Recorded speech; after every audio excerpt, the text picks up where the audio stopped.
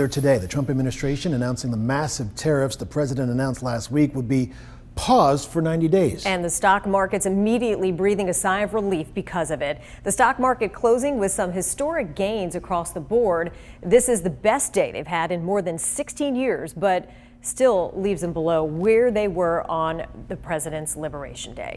Once those tariffs take effect in July, they would impact most every imported good we have, including coffee, clothing, even lumber used to build houses and renovate existing ones. And that could mean some changes to the state's housing market. WVTM 13's Jarvis Robertson joining us live and local tonight. Jarvis, you spoke with a housing expert. Do they believe that the impact could be positive or negative?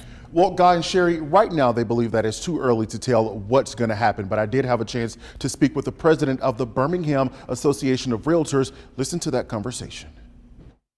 Purchasing a home is something many people dream towards, but the ongoing tariff and trade war could make that dream seem far away. According to the National Association of Home Builders, the U.S. currently imports roughly 30% of softwood lumber from Canada because there isn't enough for domestic capacity to meet the demand. To try and offset the shortage, the Agriculture Secretary has directed the U.S. Forest Service to increase timber outputs, simplify permitting, remove National Environmental Policy Act processes, and work with states to make sure there is a reliable and consistent supply of timber. Now, we spoke to Patrick Warren, president of the Birmingham Association of Realtors, about how this is all affecting the real estate market here. We'll see how things kind of play out.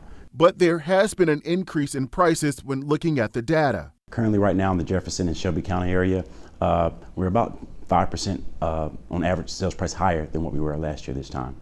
If you're wondering if it's best to go after a new build or existing home, Warren says you should work with a realtor to determine what's best for you. If you desire to find a home that's already constructed, then the pickings may be a little slim. And so I would definitely say that there are not enough, but that's why we are trying to work with as many builders as possible to get more inventory.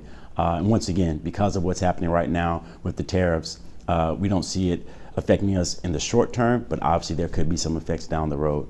However, he says, if you want to buy a home, go for it. Uncertainty only creates more uncertainty. Right now, we are seeing such an increase in mortgage applications that as those interest rates start to level out, we have a lot more people coming into the market. Now, he told me that he expects this to be a good year for realtors in our area. During our conversation, we also asked if this was a buyer's or seller's market. He says right now it has balanced out. So if you are still looking for that new build, again, it is best to work with your realtor on that. Sherry?